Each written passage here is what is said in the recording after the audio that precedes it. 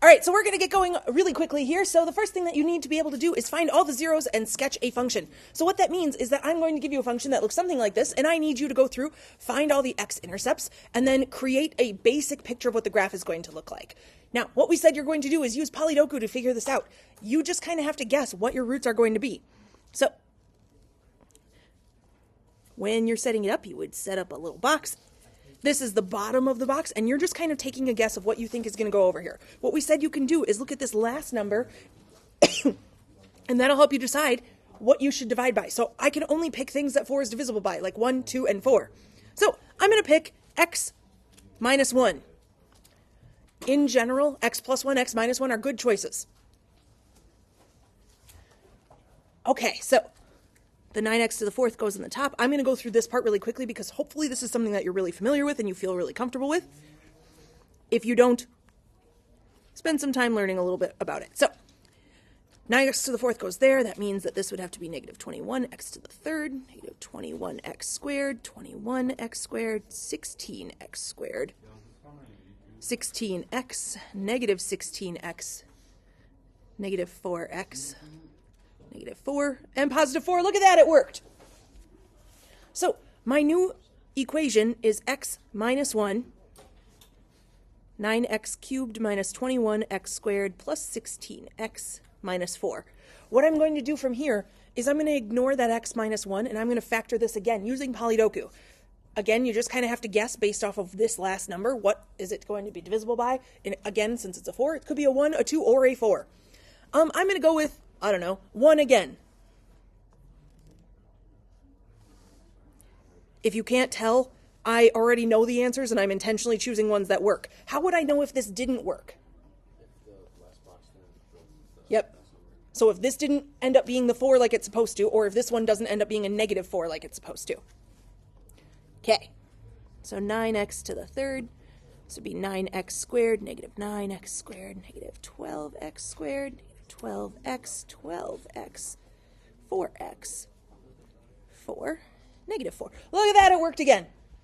So now my equation becomes x minus 1 times x minus 1 times 9x squared minus 12x plus 4.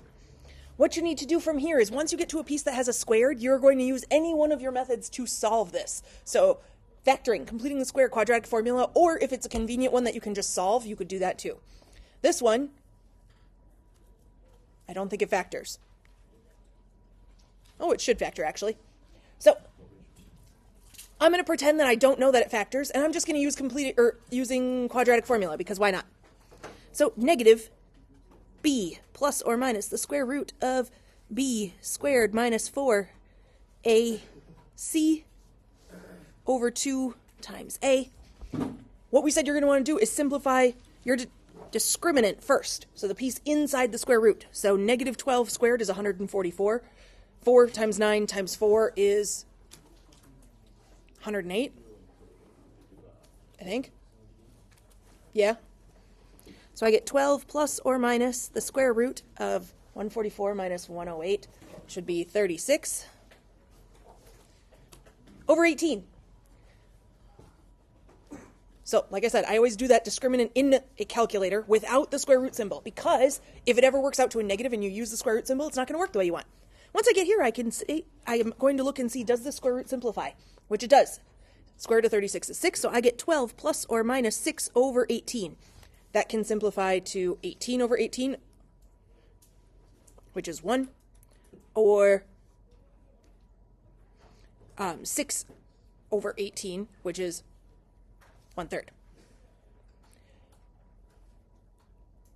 So, my other two factors would have to be x minus 1, x minus 1, 3x minus 3, and 3x minus 1.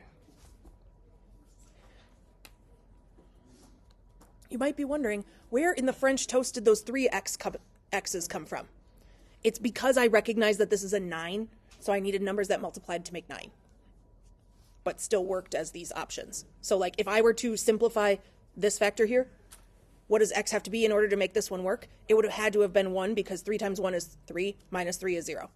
this one, it would have to be 1/3 because 3 times 1/3 is 1, minus 1 is 0. So just kind of working backwards to get those factors. Then once you've got your factors, what I need you to do is make a simple graph of it. So I'm looking for like end behavior, making sure all of that is right. So my roots were at 1 and 1/3. At 1, I have a triple root. I see it here, and then I saw it twice before. So my graph has to go through that spot doing the little wave, and then just through the other spot. So something kind of like that. Again, am I looking for this to be a perfect graph? No, what I'm looking for is, are the ends facing the correct way? And do I see the correct x-intercepts? So I see 1, I see 1/3. I would be very happy based on just that. In case you're looking for extra practice, this is another equation that you could go through and do this with. These are the 4 roots that you should get if you do this correctly. So just in case you're looking for extra practice, that is one. Notice this one has imaginary roots in it, meaning you would need to use quadratic formula as your last step, and you wouldn't actually be able to graph those 2 spots. You're also going to be asked to go the other direction, where you're going to be given a graph and you have to find all of the important details. So first things first, looking at this graph, they ask what kind of roots do we have? When I'm looking at the graph, I'm looking for, does it go straight through the x-axis? Does it bounce off? Or does it make that little wave? So I see it just going straight through the x-axis at -2. I see it going straight through the x-axis at -1. And then I see it bouncing off the x-axis at 3. I don't see any triple roots. It asks for the y-intercept. You may be able to tell that from the graph, but if you can't, you're going to be asked to create the equation anyways. So, as a reminder of how we went through and found the equation, is you used y equals, you put an a there because we don't know what our stretch or shrink factor is going to be, and then you just put in your x-intercepts, kind of like what we had up here. So I have x plus 2, x plus 1, and then x minus 3 squared because it's doubled. So once I get to this point, what I'm going to do is plug in my point for x and y and solve for a. So I get 42 equals a times 5 plus 2, 5 plus 1, 5 minus 3 squared. 5 plus 2 is 7, 5 plus 1 is 6, 5 minus 3 is 2 squared. So I get 42 times 4, which is 168, times a. And then I gotta solve for a. If I go through and solve for a, I get 1/4. So my equation is y equals 1/4, x plus 2, x plus 1, x minus 3 squared. Now that I know my equation, I can plug in, so this is my equation here. I can plug in 0 for x and get out a y value, which would be 2 times 1, which is 2, times -3 squared, which is 9. So 18 over 4. In case you're wondering, what I'm doing is I'm plugging in 0 for x, getting out a y value. You could do that in a calculator. I'm asking if the degree is even or odd. That is using that little table that we made for end behavior. So I'm looking at, do the ends both go up? That meaning it's even. Do they go opposite directions? Meaning it's odd. That's what I'm looking for. So this one would be even because both the ends go the same direction. Leading coefficient must be positive because the right end is pointing up.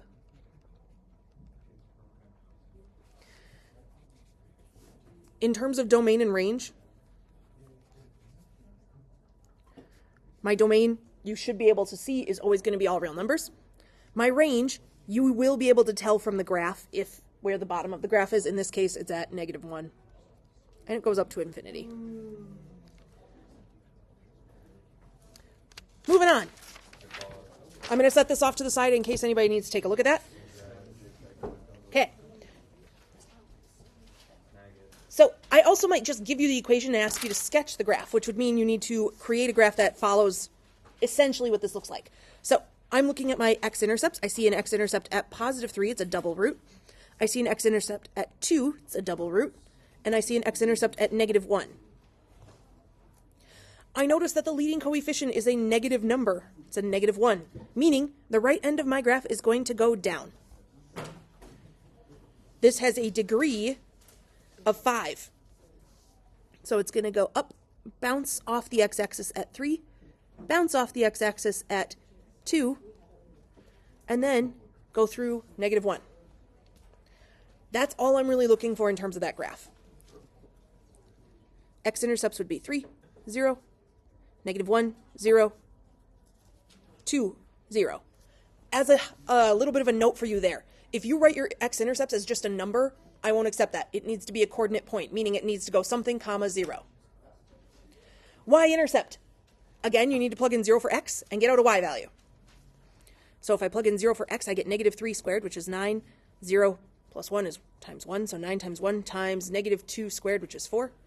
So my y-intercept is at 0, comma, -36, because there's a negative out front. Domain, again, all real numbers, because the ends are going to the left and to the right. Range, all real numbers, because it's going to top and bottom. I will be really picky about whether or not this is going in the correct direction, meaning your smallest number needs to go on the left, your biggest number needs to go on the right. If you have it wrong, I will mark it wrong. Just so you know. Low to high. Low to high, always. Okay? Moving on down. Dividing. I may or may not give you a picture of the polydoku, meaning I might actually draw out the box, I might not. We'll see. This is asking you to do polydoku. If you see division of polynomials, that's what that is. And then I say to find all of the roots, meaning you need to divide and find all of the different x-intercepts that exist. So, first things first, we're dividing by x plus 4. X to the third minus 6x squared minus 36x plus 16, which would give this x squared, 4x squared, -10x squared, -10x, -40x, 4x, 4x, and 16. So look at it, it worked. How do I know it worked? That's right, because I got the 16 in the corner like I'm supposed to. So from here, what I need to do is figure out my other two roots, meaning I need to look at that x squared minus 10x, that does not need a x by it, plus 4, and I need to complete the square or quadratic formula. I'm going to complete the square. Can't imagine why I would want to make sure that that shows up on my toolkit. Hint, hint. So I'm going to take this, and I'm going to complete the square. As a reminder, a square has even sides, meaning whatever I put in the box, these two sides have to be exactly the same. So I have x squared. I have -5x and -5x because we said that this number needs to be divided evenly into the two side boxes. So I get x minus 5, x minus 5. That gives me 25 here. But wait a minute, I needed 4. So I have to figure out what do I need to do to get from 25 back to 4? I need to subtract 21. So what I get is x minus 5 squared minus 21 equals 0. And then we need to solve that. Now, if you tell me you don't know how to solve this, I am going to be very upset with you because I am currently teaching my Algebra 1 students how to complete the square. They, in fact, have learned this. They did. So I'm going to move that 21 to the other side. I'm going to square root both sides. X minus 5 equals. And then I cannot forget that plus or minus out front of it. Then I'm going to add the 5 to the other side. Control your urges to touch each other, gentlemen. X equals 5 plus or minus the square root of 21. So my other two solutions are 5 plus the square root of 21, 5 minus the square root of 21. So I would need you to write out my x-intercepts are at -4, comma 0 from right here. 5 plus the square root of 21, comma 0. 5 minus the square root of 21, comma 0. Are you allowed to find the decimals of that? Yeah, but you're doing too much. So those are your x-intercepts. Then we're going to move on. I'm also going to ask you to go the other direction, where I give you a polynomial. Here, I'll try and leave that on the page. Where I ask you to give me a polynomial that goes through certain pieces of information. So I'm saying I have a root at 1, 0, meaning x minus 1. I have a root at -2, 0, meaning x plus 2. And I have a triple root at 3, which means x minus 3 to the third power. I need an a, and then I need you to plug in the point and solve for a. So you're going to plug in -6 for y, 4 for x, solve for a. -6 equals a, 4 minus 1, 4 plus 2, 4 minus 3, cubed. 4 minus 1 is 3, 4 plus 2 is 6. 4 minus 3 is 1, cubed. So I have 3 times 6 times 1, which is 18. The -6 came from right here. And then I'm solving for a, so I get -1/3 equals a. So if you think back to Algebra 1 even, essentially what I'm doing is I'm setting up the equation with the pieces that I know, my x-intercepts, and then I'm taking a point I know is on the equation and plugging it in and solving for the missing variable. So like you would have done this with like linear equations where you had the slope and you plugged in a point for x and y and you solved for the y-intercept or the b value. Same idea.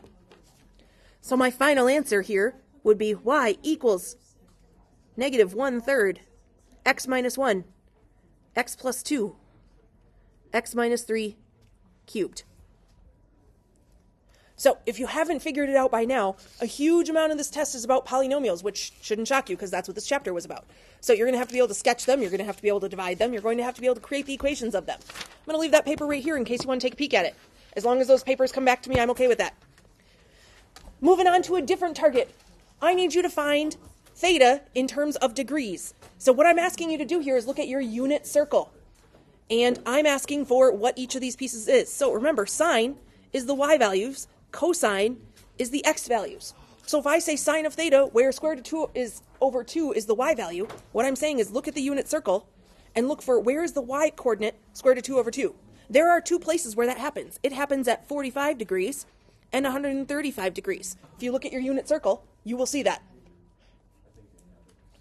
Cosine, I'm saying I want to know where is the x value, negative square root of 2 over 2. So again, looking at your unit circle, that's going to happen in two places. It's going to happen on this side of the graph. So you would be looking at 135 degrees and 225 degrees. Sine of negative 1, I'm looking at my unit circle. This is only going to happen in one place. It's okay that sometimes it only happens in one place. That would happen at 270 degrees because that would be all the way down here at the bottom. Okay? So, when I'm talking about these, I am asking you literally look at your unit circle. You just have to make sure that you keep track of which one is x and which one is y. Okay. This is probably the scariest part for a lot of you because it looks a little different than things we've said recently, but it is something you do know how to do. Yes, sir? Wait, sine equals y, right? Sine is y, yes. Cosine is x. So it says, find the exact value and draw the triangle. Which at first you're like, oh my god, that sounds really scary, but it's not so bad. So cosine of 135. If I'm looking at my unit circle, that is right here. It says to draw the triangle. Essentially what I'm asking you to do is draw a vertical line down to the x-axis or up to the x-axis from wherever your line is. And then label the sides. In the unit circle, this is always a 1. Always, always, always. And then you're looking at your x-coordinate for the horizontal side, your y-coordinate for the vertical side, and then since I'm asking about cosine, I'm asking for the x value, so I want to see negative square root of 2 over 2. Okay, sine of 60, same idea. On my unit circle, 60 degrees is right here.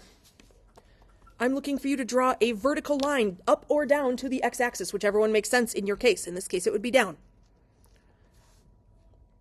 And then I just want to know how long the sides are. Again, from your unit circle, this is all on there. X-axis is the 1/2. Y-axis would be square root of 3 over 2. And since I'm asking for sine, that means I want to know the y value, which would be square root of 3 over 2. When you're below the x-axis, at first it sounds really scary, but it's actually the same idea. So sine of 330 degrees would be all the way over here. And then I'm just drawing a vertical line back to the x-axis like that.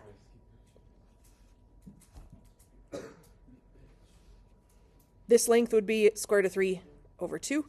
This would be negative 1/2 because I'm going down this time. Since it's a sine value, I'm asking for the y. Hopefully you're looking at this and going, oh, all you're doing is like finding parts of the unit circle and drawing me what part I'm talking about. Yes, that's all we're doing. 240 degrees would be there. Again, that's one. Vertical line back to the x-axis. You're going to want to draw to the y-axis. I cannot have you do that. So you're going to go negative square root of 3 over 2, negative 1/2. What day do I have QR? On day 1 or day 2? I don't know. I'll have to look. Do you remember when you sent out the schedule? Was it in a separate doc or was it in a newsletter? It was. It was a separate doc. It was a separate doc. Okay. Search it. Okay. Search it. Okay. You're also going to have to do right triangle trig. I might ask you to be exact. I might ask you for rounding being okay. The only times I'm ever going to ask you to be exact in right triangle trig is if you're dealing with a 45, 45, 90, or a 30, 60, 90.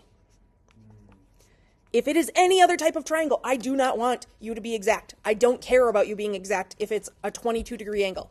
Here, I notice this has a 60-degree angle. That means I want you to have an exact answer. So when you're looking for your sides, I need those to be like something with a square root in them or a fraction. There cannot be any decimals. Even if you put all 10 decimals you see in your calculator, still not exact, just so we're clear. Now, I'm going to intentionally make this a little bit more challenging than it has been in the past. If you recall, in 30, 60, 90 triangles, this side would be like your short side. This is always twice as long as that short side. And this one is always that short side times the square root of 3. You'll notice in this time, I gave you the one that's times the square root of 3. So to go backwards, I have to undo multiplying by the square root of 3, meaning I have to divide by the square root of 3, meaning y would be 10 divided by square root of 3.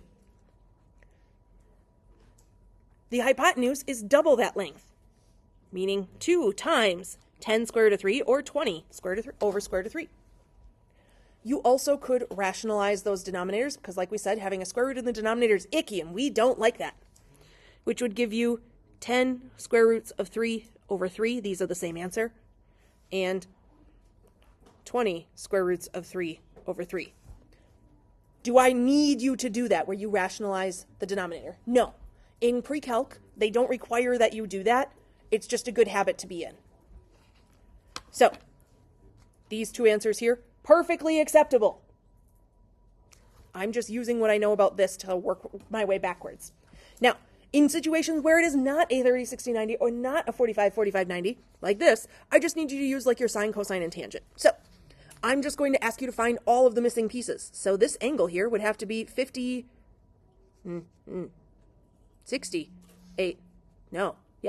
degrees. Numbers are hard today.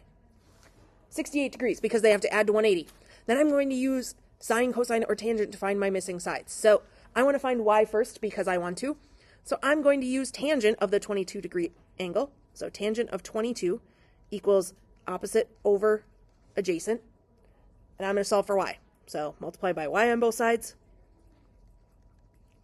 Divide by tangent on both sides. And then I'm going to type that into my calculator and get a decimal. I don't have a calculator on me right now to be able to figure that out off the top of my head.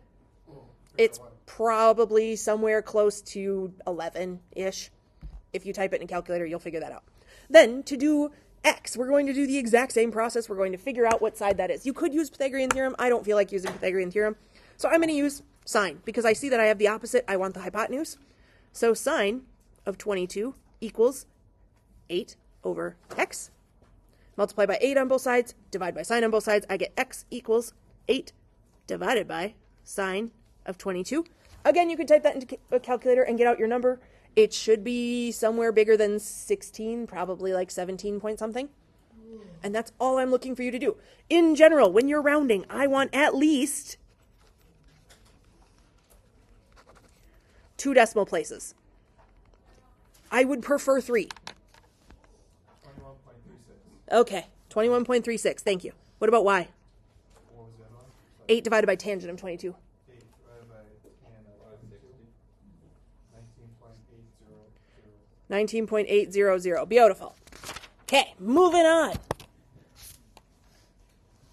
Okay, converting between radians and degrees. The way I've explained this is using, I put that sheet here in case anybody needs to peek at it, using what we talk about with chemistry, where it's like the train track sort of thing that they have you do. And what we said is that in a unit circle, our conversion is, this is 180 degrees, and it's also pi radians. So, in order to do our conversion, we can say, I want to convert from 18 degrees to radians. Well, I know that 180 degrees converts to pi radians. And then you just multiply straight across. So I get 18 pi over 180. Please do not type that in your calculator like that. You will not get the answer you're looking for. I always ignore the pi when I type this in. I hopefully don't need to type this in. I want to simplify that fraction. What does that simplify to? 1/10, and then I'm going to put the pi back on there, and I get pi over 10.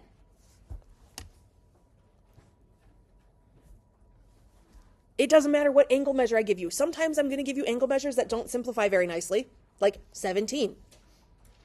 It's just going to be whatever I feel like on the day. So this one, same idea. I have 95 degrees. I want to convert to radians, so pi radians goes on top. 180 degrees goes on bottom, because if you remember in chemistry, they talked about how you need the thing you want to get rid of to be on top and bottom. The thing you want to keep needs to be like alone on the top.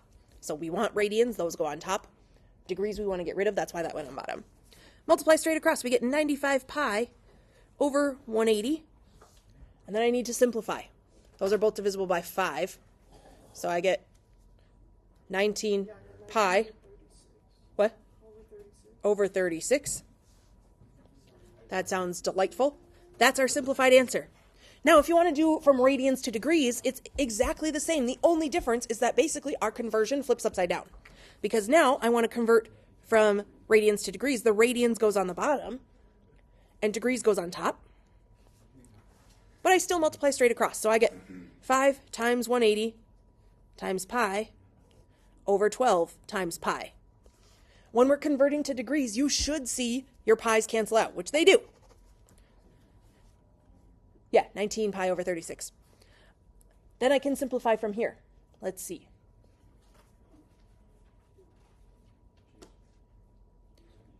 I don't have a calculator on me. I'm sorry. Should be 75, I think. Yeah, 75 degrees. So I'm doing 5 times 180 and then dividing by 12. Same thing here. If I want to convert from radians to degrees, I'm again multiplying by 180 over pi. The pi needs to be on the bottom because that's how I'm going to get rid of those pi's. Multiply straight across. My pi's cancel. I get 3 times 180 over 7. Which I don't think that simplifies at all, so that should be 540 over 7. Is it? Okay. You'll probably get a decimal. It's okay if you get a decimal. That's fine. In this one, in radians and degrees, that's okay. Or in degrees, it's okay to use decimals. Not in radians. Now, something I noticed on the last couple of tests is that a lot of people put like 0.38 pi. Please don't do that. It makes my eye twitch. Please, please, please don't put radians in decimals. Icky. Okay. The last and probably scariest part for a lot of you is graphing trig functions. So, if you look at the Delta Math practice, there is practice using the 5-number summary, which essentially is where the graph starts, where it ends, the middle of it, and then like the quartiles of it, essentially. So, on this graph, I'm looking for where does it start. So this has been shifted to the right, pi over 4. So that means I'm going to start at pi over 4. Since there is no period adjustment, so it's not being made longer or shorter, I know that because there's no number right here. That means the period length is 2 pi. So if it starts at pi over 4, I need to go 2 pi units further to the right, which ends at 9 pi over 4. I'm getting that by just doing pi over 4 plus 2 pi over 4 in my head. That's how I got 9 pi over 4. Okay, to get the middle, right here, I'm just finding what's exactly halfway in between those two things. So halfway between pi over 4 and 9 pi over 4 would be 5 pi over 4. Halfway between pi over 4 and 5 pi over 4 would be 3 pi over 4. Halfway between 5 pi over 4 and 9 pi over 4 is 7 pi over 4. Now, since this is a sine graph, that means it starts in the middle, goes up, back to the middle, down, back to the middle. So this first point is on my midline, which is at 0. It goes to the peak, which is 3 times taller than it normally is. 3. Back to the middle. Down to the bottom, -3. Back to the middle. So on my graph, I'm going to go up 3, back to the middle, down 3, back to the middle. Oop, I shifted over. My bad. Sorry, I forgot to do my shift. So we started at pi over 4. I just didn't shift my graph to the right. And then it goes up 3, down 3. It's got to end at 9 pi over 4. Domain. You might notice that in general, in class, we only ever draw one cycle of our trig functions. It's just because convenience, but it does go on forever. So my domain should go from negative infinity to positive infinity on every single trig graph that we do.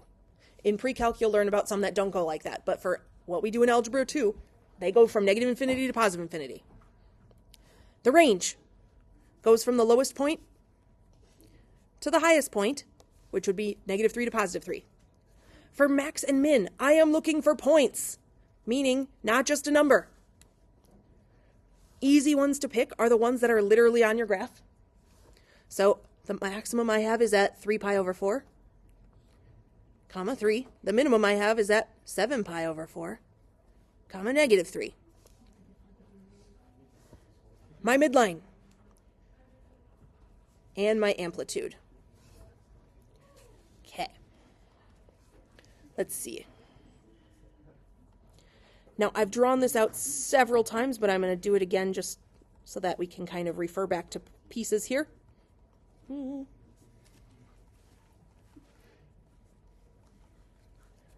Okay.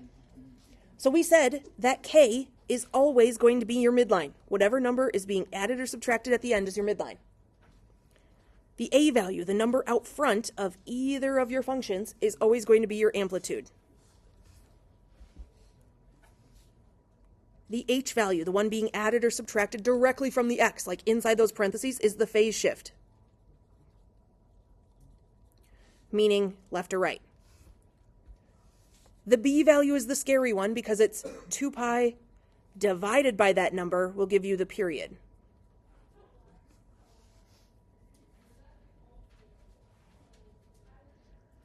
Okay, so looking at my second function here, I see that it is a cosine function, meaning it starts at the top, goes down to the bottom, and then back to the top like that. This graph has no amplitude, meaning the amplitude is 1, but it does have a midline, so it's going to start at 1.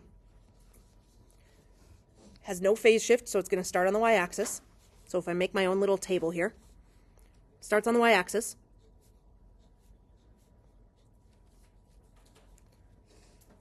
This does have an adjustment to the period length. So I'm doing 2 pi divided by this number to figure out how long the period is going to be. So 2 pi divided by 2 gives me what? Pi, which means that the cycle will last 1 pi. The halfway point would be what's exactly halfway in between those two, which is pi over 2. What's exactly halfway in between those two to get the first one? Pi over 4. And 3 pi over 4. Like we said, it's a cosine graph, so it starts at the highest point, which has been shifted up 1. So instead of being at 1, like it would be on a normal graph, it's at 2. It's going to end at 0. And then these will be on our midline.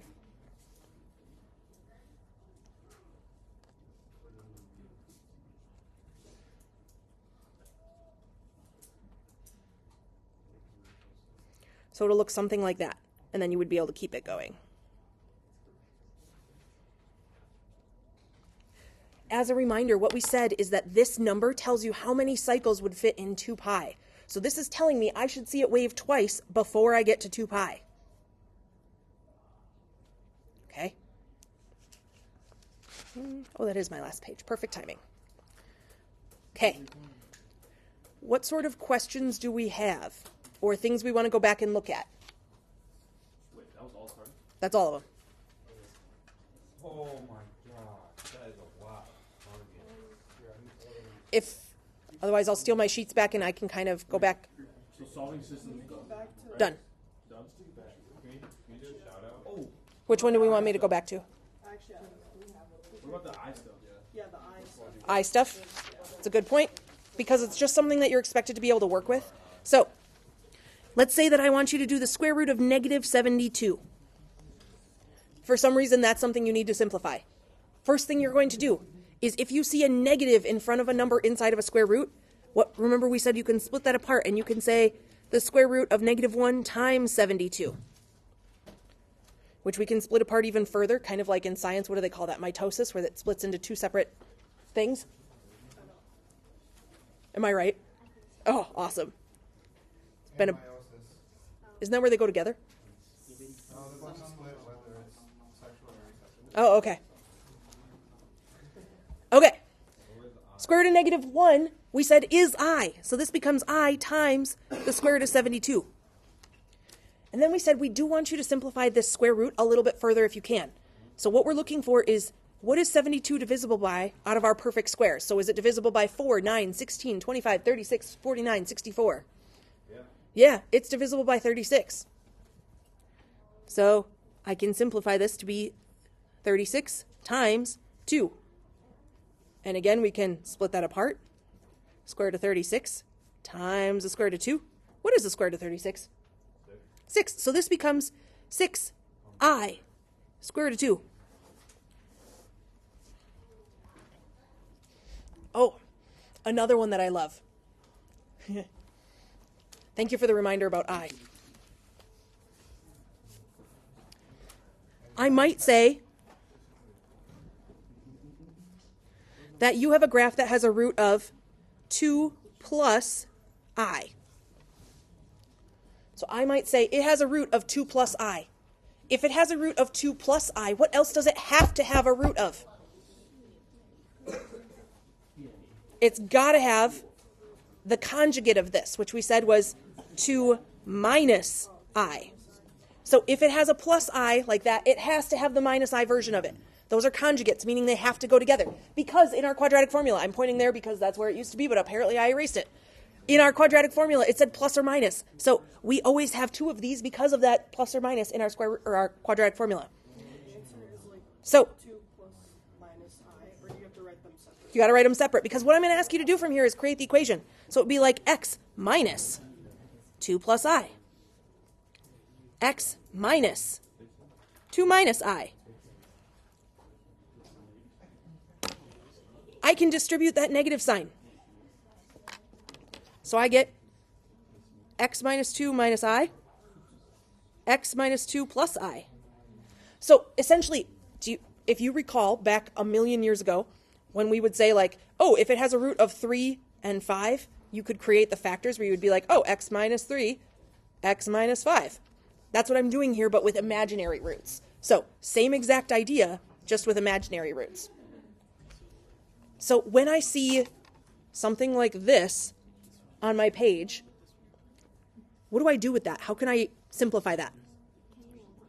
How do I multiply them? Using the box method. So I'm going to put this into a box, which at first sounds really scary, but it's not so bad. 2, or x minus 2 minus I, x minus 2 plus I. So I get x squared, negative 2x, negative ix. Ah, that sounds really scary. I promise it's not so bad. Negative 2x, 4, 2i,